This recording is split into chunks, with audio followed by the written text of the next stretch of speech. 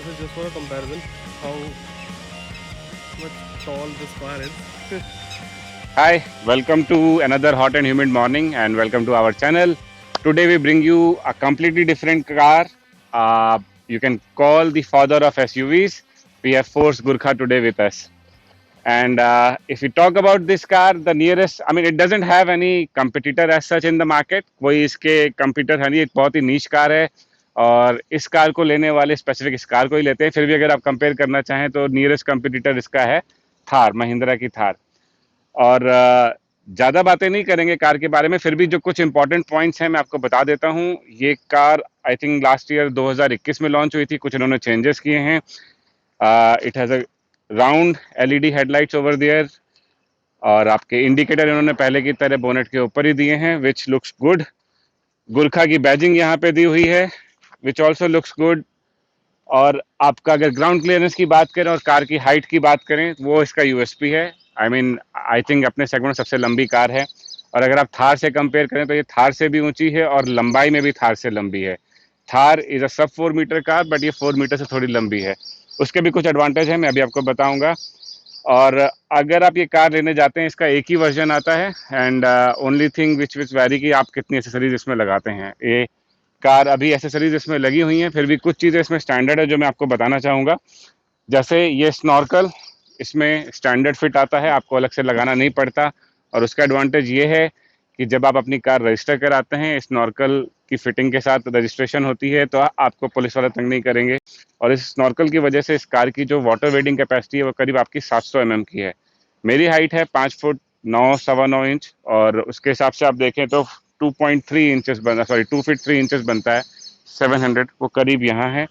तो मेरी कैलकुलेशन के हिसाब से आई थिंक आप यहाँ तक इसको आसानी से वेट कर सकते हैं. बट हाँ, जो शोरूम में बताया गया कि आप इसको यहाँ तक पानी में ले जा सकते हैं आसानी से, विच इज़ वेरी गुड. तो अगर आप मुंबई में हैं या दिल्ली में कहीं फंस गए हैं वाटर लॉगिंग में, तो आप इस गाड़ी को आसानी से लेके जा सकते हैं. सेकंड बहुत इंपॉर्टेंट जो इसमें चीज़ है वो है आपका ये फुटरेस्ट. ये भी स्टैंडर्ड है. और चूंकि ये कार बहुत ऊंची है तो इसकी बहुत ज़रूरत पड़ती है आपको. Without this you won't be able to go inside easily. और स्पेशली अगर आपके फैमिली में छोटे बच्चे हैं या बड़े लोग हैं तो आपको दिक्कत होगी. और इसके अलावा जो आप यहाँ पे देख रहे हैं कैरियर, ये एसेसरीज का पार्ट है. बट इट्स प्रॉपर साइज और आरटीओ अप्रूव्ड है. तो अगेन आपको पुलिस वालों से ज़्यादा जद्दोजहद नहीं करनी पड़ेगी अपने इसके लिए, ज़्यादा तंग नहीं करेंगे आपको. एक और एसेसरीज इसमें लगी है. सो विंड स्क्रीन बार आपको और एक एसेसरीज के रूप में मिलता है. आप स्पेशली अगर आप ऑफ रोड पे जाते हैं तो ये काफ़ी हैंडी काम आएगा आपके. और भी इसमें चीज़ें आप कर सकते हैं. इसके अंदर आप मैश वगैरह लगा के, जो लोहे की मैश है, इसको और थोड़ा सा प्रोटेक्टिव बना सकते हैं. But I think this is enough. और इसके ऊपर आप फॉग लाइट्स या एक्स्ट्रा लाइट्स लगाना चाहें तो लगा सकते हैं. अब मैंने आपको बात बताया कि ये कार जो है आपकी थोड़ी लंबी है कंपेयर टू थार. उसका एक इम्पॉर्टेंट फीचर मैं आपको बताता हूँ. अगर आप थार लेते हैं और उसका अगर आप पीछे का हिस्सा देखेंगे तो वो काफ़ी छोटा है. उसकी पिछली सीट्स भी बहुत छोटी हैं और बूट स्पेस के नाम पे कुछ भी नहीं है. और बहुत सारे वीडियोस आपने देखे होंगे. बट यहाँ पे पीछे कैप्टन सीट्स दी हैं, और चूंकि ये थार से करीब 115 mm लंबी है तो आपके पास काफ़ी सारा बूट स्पेस है जिसमें आप सामान रख सकते हैं. कैरियर तो है ही आपके पास ऊपर, बट यहाँ पे भी काफ़ी बूट स्पेस है जिसमें आप 2 बड़े सूटकेस आसानी से रख सकते हैं. ओनली थिंग इज, अगर आप लॉन्ग टूर पे जा रहे हैं, इट्स अ 3 डोर कार और आगे से एंट्री नहीं है पैसेंजर्स के लिए, तो आपके पैसेंजर्स को पीछे से एंट्री करनी पड़ेगी. Entry is not very difficult, but अगर आपके पास सामान है तो अंदर बाहर करना थोड़ा मुश्किल होगा, बार बार आपको सामान उठाना पड़ेगा. चलिए मैं आपको अंदर जाके दिखाता हूँ.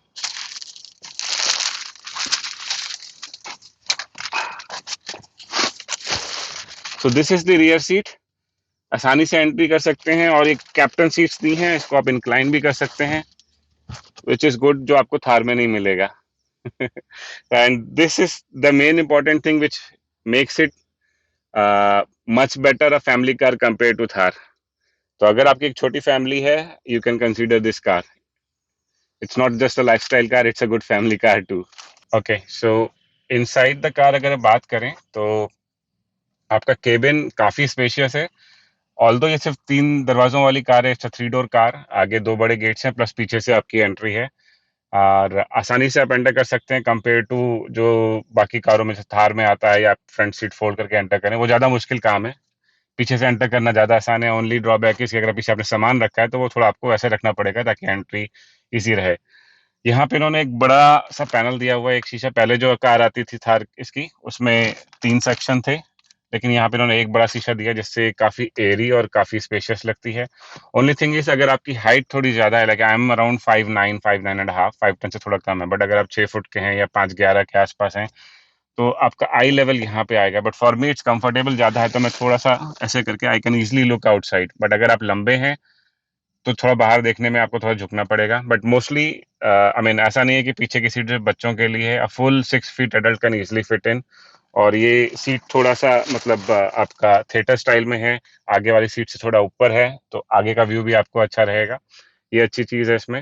And this is the main thing which makes it more of a family car, it's just not a lifestyle car. तो अगर आपकी एक छोटी फैमिली है और आप एक ही कार लेना चाहते हैं जो आपकी फैमिली का पर्पस भी पूरा करे और जिसको लेके आप ऑफ रोडिंग भी जा सकें। हाँ, अब अगर आप इसको शहर में चलाते हैं तो 1-2 चीज़ों का ध्यान रखना पड़ेगा। इस कार की हाइट ज़्यादा है, प्लस ऊपर कैरियर लगा है, तो अगर आप कहीं बेसमेंट में ले जा रहे हैं, बेसमेंट पार्किंग में, तो you have to be careful with this car.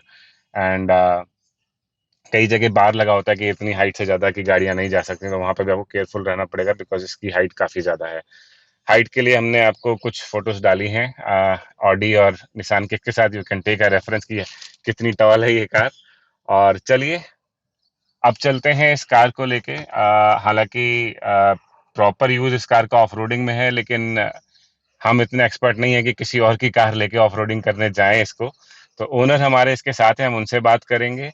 चलिए बात करते हैं और इस कार के ओनर के साथ और इस कार के बारे में। अरे बाहर तो निकालो।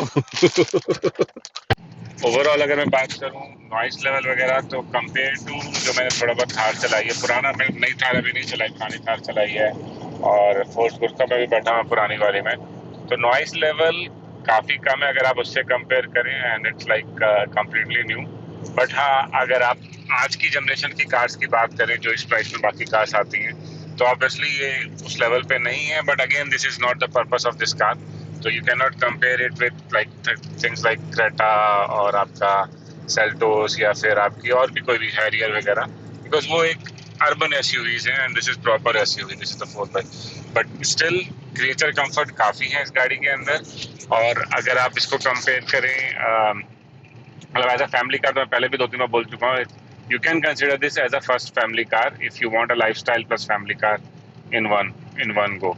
You don't have to basically have to कर, मतलब आपको पहले कॉम्प्रोमाइज करने की जरूरत नहीं है। अब अगर बात करूँ, जैसे मैं भी गाड़ी चला रहा हूँ तो मुझे थोड़ा सा I mean there will be a small learning curve, because इसमें क्या है कि पहले जो इन्होंने लॉन्च की थी लास्ट ईयर, उसमें डेड पेडल नहीं दिया था, और अब इन्होंने एक डेड पेडल लेफ्ट में दे दिया है। आई डोंट नो ये उसकी वजह से है या, बट मुझे थोड़ा सा गेस करने में टाइम लग रहा है कि मेरा एक्सीलेटर किधर है, ब्रेक किधर है और क्लच किधर है। एंड इनिशियली मैं एक्सीलेटर की जगह ब्रेक ही दबा था जब मैं इस गाड़ी में शुरू में बैठा। तो एक थोड़ा सा लर्निंग कर्व है, but this is getting used to and you will get used to. और क्लच इसका बहुत सॉफ्ट है। कम नॉर्मली आपका जो डीजल गैस होती है उनका क्लच बहुत हार्ड होता है, एंड स्पेशली अगर आप एसयूवीज में जा रहे हैं और 2.6 लीटर का इसका डीजल इंजन है, तो यू एक्सपेक्ट कि क्लच थोड़ा हार्ड होगा, लेकिन यहाँ पे ऐसा नहीं है। Clutch is almost like a petrol car, just petrol car की तरह। थोड़ा लॉन्ग थ्रो है तो आपको लंबा दबाना पड़ता है, लेकिन ओवरऑल इट्स गुड। आप basically this is the vacuum assisted clutch जो इसमें दिया गया है। Vacuum assisted clutch long tenure में भी, जब आपकी गाड़ी पुरानी भी हो जाएगी तभी भी वो सेम ही बिहेव करेगा। तो दैट वाज आल्सो एडवांटेज। अगर हम दूसरी गाड़ी चलाएं, जैसे मैंने थार चलाई है और हैरियर की टेस्ट ड्राइव ली थी, तो उसको मुझे कंपैरेटिवली हार्ड लगा। एक और इसकी एडवांटेज है which I have not tell yet, that is इसकी temperature capacity. So company has given that ये गाड़ी -20 डिग्री तक आराम से झेल सकती है। So, but still some fellow Gurkha owners have tried up to -25, -28 also. उसमें भी आराम से इजली स्टार्ट हो गई without having any trouble, जो कि कुछ जगह थार को काफी ज्यादा प्रॉब्लम हुई है। रिसेंटली कुछ लोग लेके गए हैं काफी एक्सट्रीम वेदर में, कोल्ड स्टार्ट में थार को काफी ज्यादा प्रॉब्लम हुई, जो इसमें नहीं है। अब ये एक इम्पोर्टेंट पॉइंट है। आई मीन टेक्निकली अगर आप देखो तो जब जितनी भी कार्स हैं जो ऑफ रोडिंग में जाती हैं, जिनको ज़्यादा सामान खींचना है, वो नॉर्मली वो डीजल ही होती हैं। आपके ट्रक्स वगैरह भी होते हैं वो डीजल होते हैं। तो उसका एक रीज़न है कि डीजल आपको ज़्यादा एफिशिएंट होता है और डीजल गाड़ियों में टॉर्क अच्छा मिल जाता है आपको। तो डीजल एक डीजल गाड़ी आपको एफिशिएंसी भी ज़्यादा देती है और एट द सेम टाइम उसकी पावर और एफिशिएंसी आपकी माइलेज पे ज़्यादा फर्क नहीं करती, तो आप ज़्यादा से ज़्यादा माल ढो सकते हैं डीजल गाड़ी के साथ। लेकिन प्रॉब्लम क्या होती है कि डीजल में कोई आपका जो डीजल इंजन होते हैं उसमें आपका स्पार्क प्लग नहीं होता, और स्पार्क प्लग नहीं होने के क्योंकि उसमें जो स्पार्क या आग लगती है वो लगती है कंप्रेशन से। तो डीजल और एयर के मिक्सचर को इतना कंप्रेस करता है इंजन और उससे वो आग लगती है। और दूसरा डीजल की एक टेक्निकल चीज़ ये है कि उसमें आग लगने के लिए मतलब उसको खुद इग्नाइट होने के लिए डीजल का temperature almost I think 50 degree या 42-3 डिग्री के आसपास होना चाहिए, तब जाके डीजल में अपने आप आग लगती है। या किसी भी बाहर से भी अगर आप उसको तीली लगाएंगे डीजल को तो आग नहीं लगेगी जब तक डीजल का टेम्परेचर 43 डिग्री से ऊपर ना पहुंच जाए। अब होता क्या है, अगर आप पेट्रोल की बात करें तो पेट्रोल तो माइनस टेम्परेचर में भी आसानी से आग पकड़ लेता है और ऊपर से वहाँ स्पार्क प्लग दिया होता है, तो एक पेट्रोल गाड़ी आपकी एक्सट्रीम वेदर कंडीशन में ठंड में ज़्यादा दिक्कत नहीं देती। तो इसलिए एक डीजल गाड़ी में ठंडे जगहों पे वो स्टार्ट होती है या नहीं होती एक बहुत क्रिटिकल पॉइंट है, और बहुत सारे आपको यूट्यूब पे वीडियोस मिलेंगे। बहुत इंपॉर्टेंट है। प्लस इसमें इसी चीज को एड ऑन करने के लिए इन्होंने जो इसका डीजल टैंक दिया है that is a metal body का टैंक दिया है, जो कि और गाड़ी में मेटल बॉडी का नहीं है। तो उसमें क्या एडवांटेज रहती है, फॉर एग्जांपल अगर हम बिल्कुल ही ऐसी एक्सट्रीम वेदर में गाड़ी 2-3 दिन से खड़ी है और डीजल आपका पूरा जम गया, तो उसमें there is a added remedy जो लोग करते हैं कि आप उसको नीचे से टैंक को हीट करके थोड़ा सा डीजल को पिघलाते हैं सो दैट वो लिक्विड फॉर्म में स्टार्ट हो जाए। तो when we have a metal diesel tank तो then we can easily do that, right. But अगर वो दूसरा टैंक है तो then it can harm your diesel tank. Right, ये छोटी छोटी चीज़ें हैं जो बहुत क्रिटिकल होती हैं।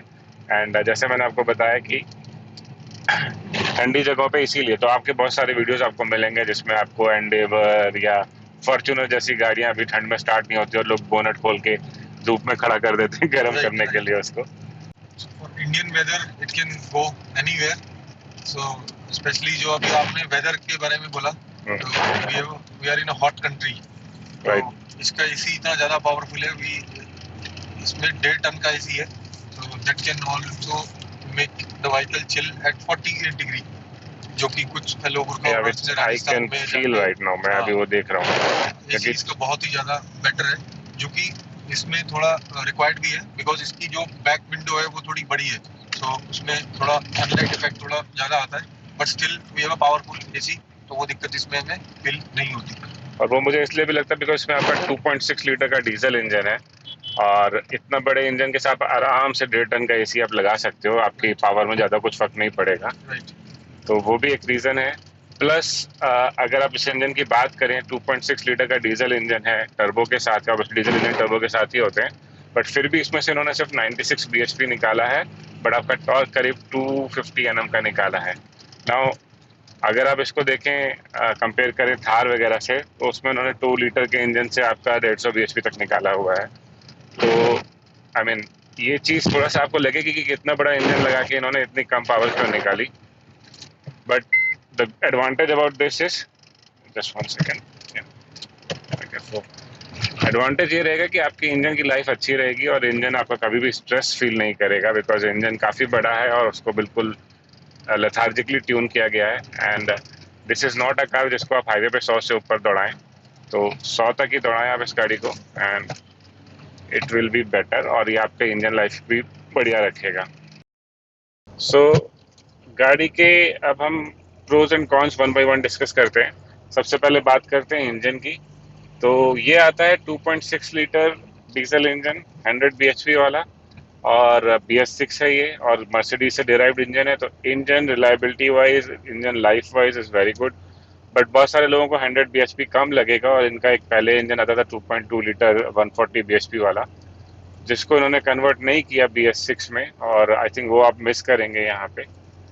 अब और अगर बात करें जैसे इसका स्टीयरिंग है, स्टीयरिंग इज़ वेरी गुड, इसको आप टेलीस्कोपिक प्लस स्टिल दोनों इसमें हैं, आप इसको एडजस्ट कर सकते हैं। साथ ही साथ ये कोलैप्सेबल स्टीयरिंग है, तो इन केस ऑफ एक्सीडेंट ये स्टीयरिंग कोलैप्स हो जाएगा and it will not hurt the driver.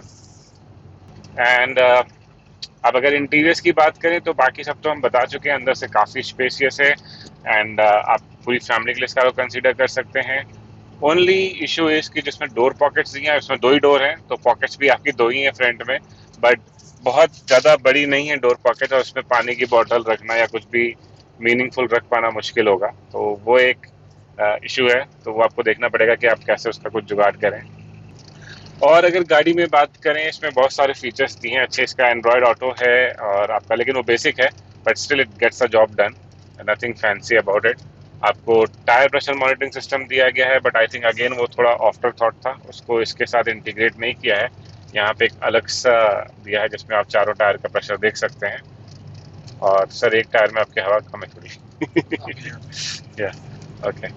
Plus and maintenance wise also this vehicle is very good. मतलब if you know that car में और कुछ एक रिसेंट जो डीजल व्हीकल्स हैं महिंद्रा ने लॉन्च किए, उसमें हमें एड ऑन लिक्विड डलाना पड़ता है, urea, right, which is not required in this. तो उसमें थोड़ा इशू रहता है when we go on a long drive. अगर हम हिमाचल या उत्तराखंड में जाते हैं तो वहाँ पर थोड़ी उसकी अवेलेबिलिटी काफी जगह पर नहीं है, तो that indicator keep on showing you कि तो इसमें आप नॉर्मल डीजल डलवा सकते हैं। इसमें डलवा सकते हैं। इसमें तो रिक्वायर्ड ही नहीं है, इसमें वो रिक्वायर्ड ही नहीं है, ओके, मतलब इसमें लगता ही नहीं। सो दैट इज आल्सो एक maintenance advantage that we have. और जो मुझे इसमें अच्छा लगा, स्नॉर्कल जो यहाँ पे ऊपर दिया है, तो अगर आप थोड़े पेट्रोल हेड हैं, अब पेट्रोल वाली तो उसमें कोई बात है नहीं, डीजल है, लेकिन वो जो इनटेक की साउंड आती है वो काफ़ी अच्छी लगती है।